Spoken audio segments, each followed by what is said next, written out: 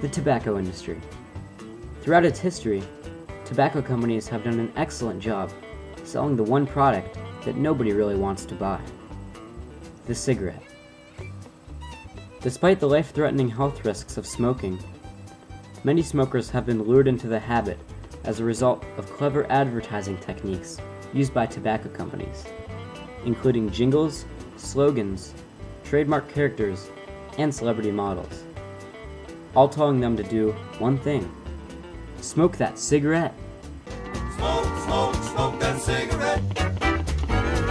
Puff, puff, puff, and if you puff yourself to death, tell St. Peter at the Golden Gate that you just hate to make him wait, but you just gotta have another cigarette.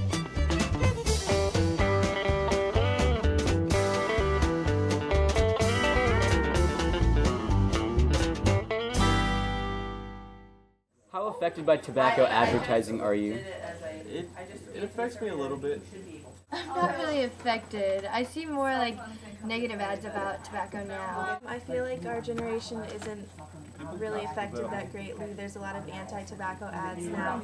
How affected by tobacco advertising do you think you are? A little, not too much. Not very affected. I know a lot of people who smoke. It's not good.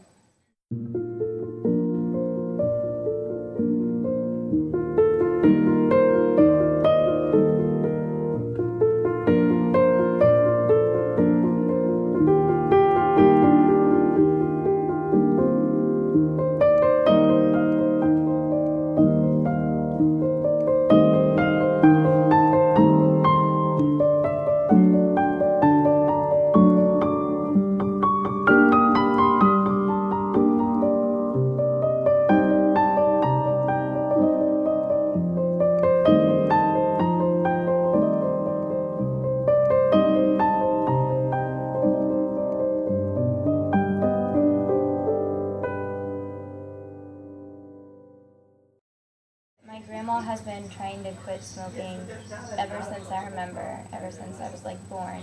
And she went probably a year and a half without smoking, and then my grandpa got really sick and she started to smoke again as a stress, because I think she could smoke as a stress reliever. But our whole family always tries to get her to stop. But now, since my grandpa passed away, I think it's going to be really hard, because I think they used to smoke together and it was kind of like an emotional attachment. But I know she does try, and she understands it's bad, and she feels bad that she does it. But I think she's to the point she's so addicted that she has to smoke. Cigarettes kill more people every year than alcohol, car crashes, AIDS, suicides, and homicides combined.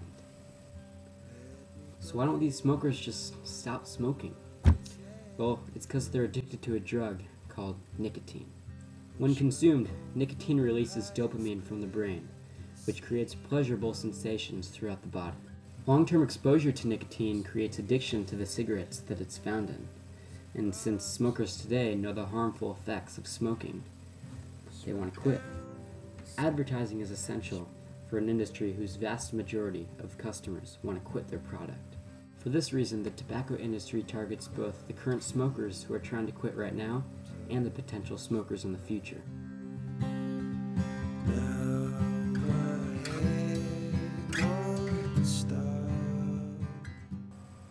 I had to get used to the smell of smoke all around the house. When my mom kissed me goodnight, there was smoke on her breath. When I ate breakfast in the morning, there was smoke in the air.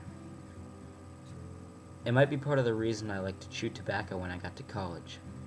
I may have even developed a slight addiction to nicotine during my youth.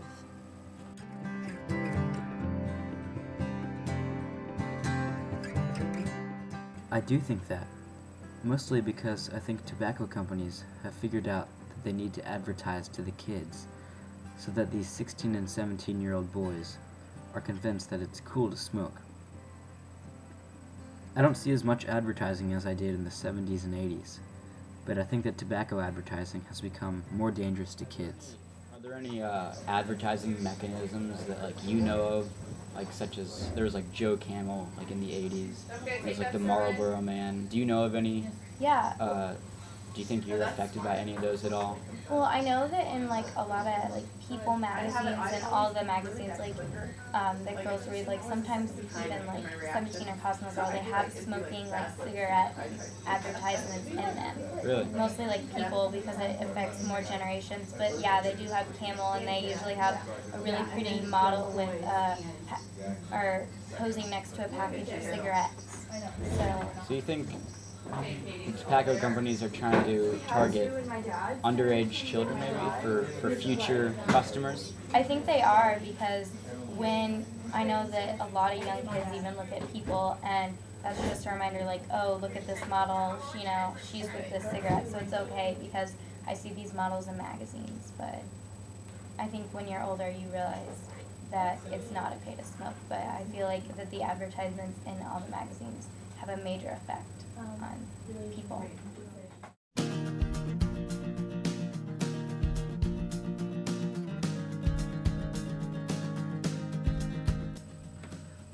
I would consider the tobacco industry to be changing. I am more aware of snuff and other smokeless tobacco advertising. With all the regulations on cigarettes, the industry has to diversify to stay relevant. The cigarette part of the industry is in decline.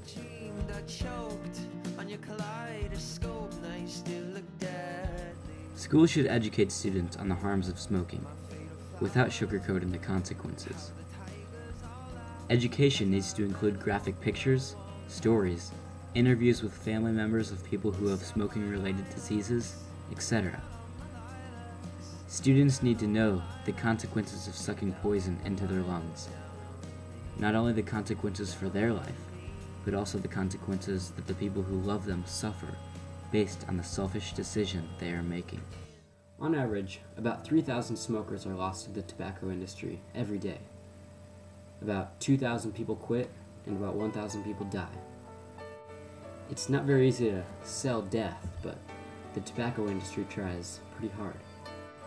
Now that you've learned about tobacco advertising, it's up to you to decide whether you want to become a statistic or whether you want to prove those tobacco advertisers wrong. Good luck.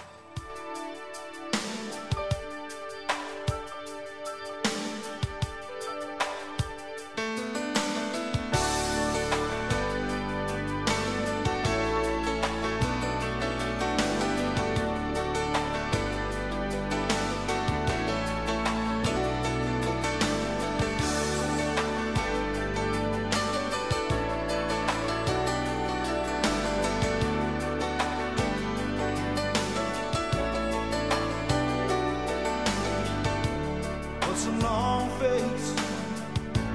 What's all the crying?